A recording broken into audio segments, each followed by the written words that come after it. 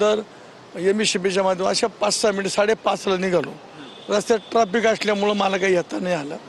परंतु वेळ मी 8:30 पावणे 9ला पोहोचलो आणि ते प्रफुल्ल पटेल साहेब, लटकरे साहेब, वहिनी, उपमुख्यमंत्री सगळ्यांना भेटलो मी. फक्त ती काय चर्चा झाली ती मी थोडंसं वेळ गेल्यामुळे मला काही माहिती मिळाली नाही. परंतु मी गेलो तिथं. अ, काल उपमुख्यमंत्र्यांना भेटल्यानंतर काय नक्की समोरासमोर चर्चा झाली? काय तुमच्याशी काय बोलणं काय झालं? त्यांनी एकच सांगितलं की आपण तूर्त तोपर्यंत आहे तसं त्यांनी सूचना दिल्या किंवा बघू कुटुंबातला आमचा विषय आहे, आम्ही पुढचा विषय आम्ही बघू काय करता येईल. कारण आज तूर्त त्याच्यावर काही आम्हाला काही मार्गदर्शन केलं नाही त्यांनी. फक्त लेट गेल्यामुळं सगळे त्यांच्या भाषणं सगळे अगोदरच होऊन गेले. मी एकटाच लेट गेल्यामुळं तटकरे साहेबांना भेटलो, प्रफुल्ल पटेल साहेबांना भेटलो आणि बहिणीला भेटलो आणि दादाला भेटलो.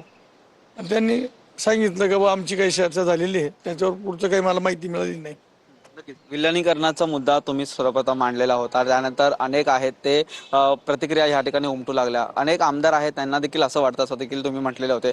आता सध्याची स्थिती काय? कारण या काय गोष्टीला झालं, 2 आठवडे पूर्ण मी झाले. लेट गेल्यामुळं मला काहीच माहिती मिळाली नाही. साहेब बाहेर बसले होते, वहिनीमध्ये बसल्या होत्या, सगळ्याला भेटलो आणि 8:45 वाजले. 6ची मिटिंग 3 तास उशिरा झाल्यामुळं. तर पुढच्या मिटिंगला मला माहिती मिळाली ती. बाकीच्या आमदारांशी तुम्ही काय चर्चा केली का? नाही, काय आमदार तुमचं काही कोणीच राहिले नव्हते. 1-2-4 आमदार राहिले ते, परंतु ते निघायचे तयारीत होते. 2 आठवड्यामध्ये काही चर्चा झाली का? काही नाही, ते चर्चा अशीच फोन यायचे, बाकीचे काही विषय नाही. परंतु आज काही आमदार भेटले तर त्या माध्यमातून मी तुम्हाला कळवतो. प्रदेशाध्यक्षांशी काही बोलणं झालं का? कारण ते बोललेले होते की मी हिरामण खोसकरांशी जे त्यांचं जे काय म्हणणं आहे त्याच्यावरती मी ऐकून घेईल. त्यांनी आणि सांगितलं की ते कुटुंबात प्रश्न आहे, कुटुंबाचा विषय येतो, ते ठरवतील. आपण कोणी बोलणं बरं नाही, आपण बोलणं बरं नाही, त्यांचा कुटुंबातला प्रश्न ते निर्णय घेतील असं फक्त सांगितलं. बाकी काही विषय नाही. राष्ट्रीय अध्यक्ष म्हणून सुनेत्रा पवारांची निवड आहे ती करण्यासंदर्भात एकमत काल देखील झालेलं आहे.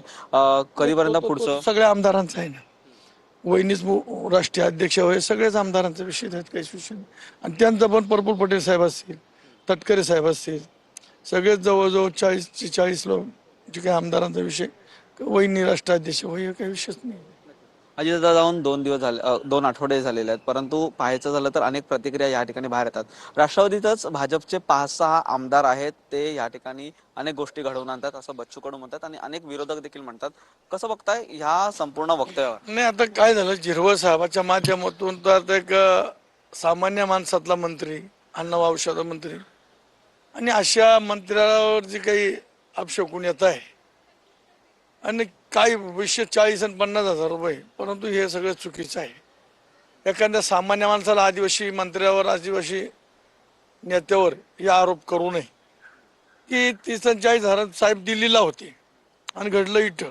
समजा आता मी माझ्या घर 4 पी आहेत नाशिकला, हा माझे एक संघ पी आहे, 5 पी.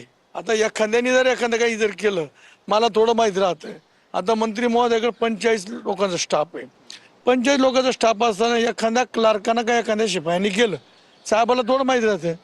मंत्रीचं तर काही जास्त तर 10 लाख, 20 लाख, 50 लाख अशा पद्धतीनं 40 आणि 45. तो साधा कार्यकर्ता एखादा शिपाई तरी घेऊ शकतो का? आता तो क्लार्क असेल त्यांनी घेतला असेल, पण हे सगळं चुकीचं आहे. माझी एकच विनंती आहे, असं कोणी करू नये.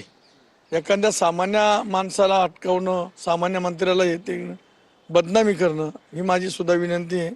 कोणी अशी षडयंत्रणं करू नये अशी माझी विनंती.